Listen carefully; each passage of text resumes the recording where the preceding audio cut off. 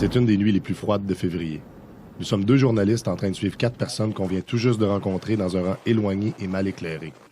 Notre destination, l'asile abandonné de Sainte-Clotilde de Horton. Moi, c'est Patrick Sabourin. Je suis tatoueur le jour. Je suis membre fondateur d'Appât Paranormal, chasseur de fantômes la nuit. Patrick et son équipe utilisent l'endroit pour entraîner les nouveaux enquêteurs.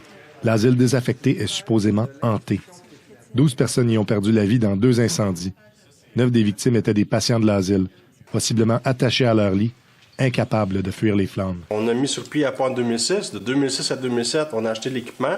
On a appris à les utiliser parce que tu peux pas travailler avec des équipements que tu connais pas. Fait qu'en 2007, on a dit bon, on est prêt, on prend ce qu'on a puis on s'ajustera avec le temps. On essaye les appareils, puis avec le temps, mais on réalise que là, il y a de l'activité. Regarde, là, on est en train de parler, là. Il se passe quelque chose. Les téléphones sont fermés, tout le monde. Oui. OK. L'équipe d'APA fait preuve de rigueur pendant ses enquêtes en éliminant systématiquement les solutions les plus logiques. Je m'appelle Marie-Josée Lamoureux, je suis intervenante en santé mentale le jour et chasseur de fantômes avec Appât Paranormal. Peu importe, à chaque fois qu'on vit une situation, je suis tout le temps en train d'argumenter puis de trouver une raison rationnelle à ce qu'on retrouve. Puis on va faire beaucoup de tests aussi. On va revenir sur les lieux. On va se demander pourquoi. Moi, je m'appelle Isabelle. Je suis cofondatrice de l'équipe Appât Paranormal. Dans le jour, je suis paysagiste. Et puis la nuit, je me transforme en enquêteuse pour chasser des preuves. On va peut-être même retourner puis essayer de reproduire la photo, voir si ce serait possible que ça serait un flash de voiture qui passe ou peu importe ce que ça pourrait être. Mais avant de crier au paranormal, on va essayer de découvrir qu'est-ce que ça pourrait être avant. Mais pour prouver hors de tout doute la présence de phénomènes paranormaux, ça prend les bons outils. Moi, c'est Éric Chicoine. Je suis analyste informatique depuis 17 ans, puis dans le jour, puis le soir, je suis enquêteur pour Appât Paranormal. Éric opère, raffine et invente des outils qui captent les ondes AM et détectent les variances d'électricité statique, de champs électromagnétiques ou de pression barométrique. On s'entend que la pression atmosphérique, ça varie pas rapidement. Ça varie tranquillement au courant d'une journée, mais là, quand il y a une hausse ou une descente rapide, c'est parce qu'il se passe quelque chose. Pendant que l'équipe s'installait, nous avons reçu la visite du propriétaire. L'endroit est privé et il est interdit d'y entrer sans permission. Le détecteur de variance statique d'Éric s'est alors déclenché. Avez-vous un cellulaire sur vous? Non. Oui, moi j'en ai par exemple. C'est peut-être moi. C'est votre blonde qui vous appelle. Oui, c'est ça. Je veux savoir, vous êtes où? Je vais aller la voir pour la rassurer. Parfait, bonne soirée, merci. Bonne journée, monsieur. Bonne nuit. Fait que ça a déclenché, mais vu qu'il y avait un cellulaire proche. Ça se peut que ce soit le cellulaire, parce que ça, c'est plus typique d'un cellulaire. Non. Là, ce que je vais faire, c'est que j'allume la Ghost Box, on attend un petit peu et que l'énergie retombe. Puis là, on va y aller avec une série de questions. On est presque prêt à commencer quand, pour la 2e fois, un détecteur de mouvement se déclenche sans raison apparente. Encore?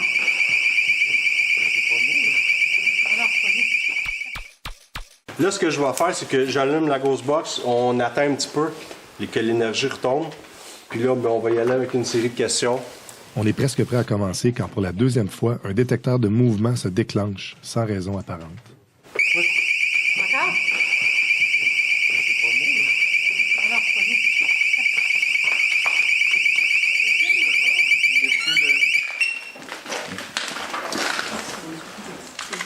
Non, c'est pas assez gros, une souris. Ouais. Fait qu'on pourrait se concentrer de l'autre côté. Ouais, ça pourrait... On va lui dire qu'il vient pas parler. Il n'y a pas nécessairement de place ouverte. C'est pas un courant d'air. On n'était pas dans la pièce. Il y a quelque chose qui a bougé, puis pour le faire déclencher le détecteur de mouvement, ça prend quelque chose d'assez gros. Fait que c'est soit une entité ou soit quelque chose qui est passé. Peut-être une chauve-souris, mais ça serait étonnant, il n'y a pas d'endroit où qui peut...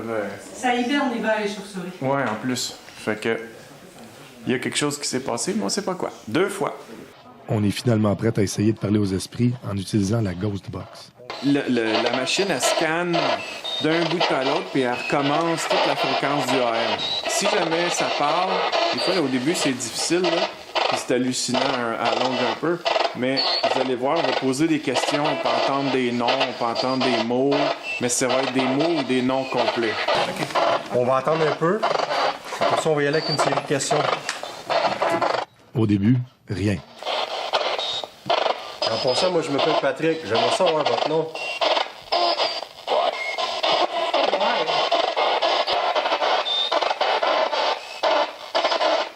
Étiez-vous quelqu'un de croyant? Oui. Oui.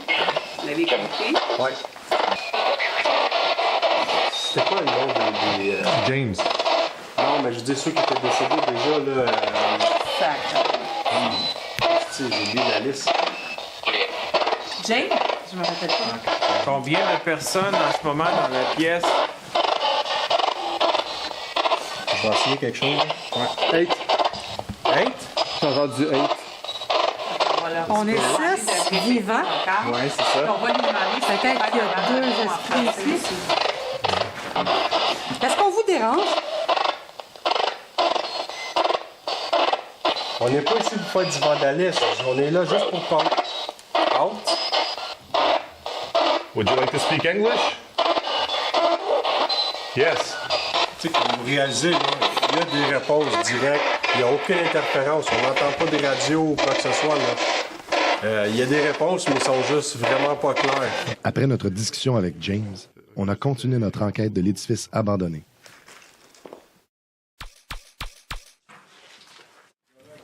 Après notre discussion avec James, on a continué notre enquête de l'édifice abandonné. Non, on n'a pas trouvé la preuve ultime d'existence d'entités de l'eau de la ce soir-là.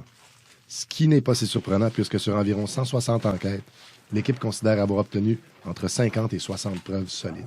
C'est juste qu'actuellement, moi, je crois qu'on n'a pas les bons outils. Donc, c'est pour ça que je suis avec APA, puis qu'on essaie de développer des outils pour essayer de capter mieux leur énergie, puis essayer de prouver qu'il y a quelque chose d'autre quand il y a des entités avec nous. C'est quoi? Je ne sais pas.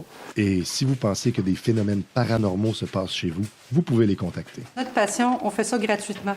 On fait ça pour aider les gens. Tout ce qu'on fait, c'est bénévole. S'il y a des gens qui sont dans le besoin, s'il y a des gens qui ont peur, qui font appel à nous, on ne charge rien, on s'en va les aider, puis on monte une enquête, puis on va aider la personne. Tu sais, quand tu essaies d'expliquer ce que tu as vécu, puis il n'y a personne qui te croit, ça aussi, c'est flippant. Là. Chris, t'es pogné tout seul là-dedans, il n'y a personne qui veut te croire.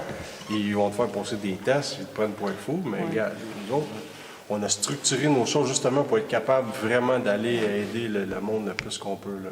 Parce que parfois, les demandes proviennent de gens où est-ce qu'ils ont déjà une vulnérabilité ou une maladie mentale. Fait que le fait qu'on va aller enquêter, on risque d'alimenter quelque chose. Fait que c'est pour ça que je fais le triage au départ. Je vais m'assurer que la personne n'est pas en état de psychose. Après une longue soirée à chasser les fantômes, la vie redevient plus normale et on fait comme après une bonne partie de pêche. On va aller prendre notre petit café au thème. On finit toujours une enquête comme ça. Toujours les enquêtes, tout le temps, ouais. C'était Philippe-Olivier Contant, enquêteur d'un soir avec l'équipe de APA Paranormal pour l'agence QMI à Sainte-Clotilde de Horton.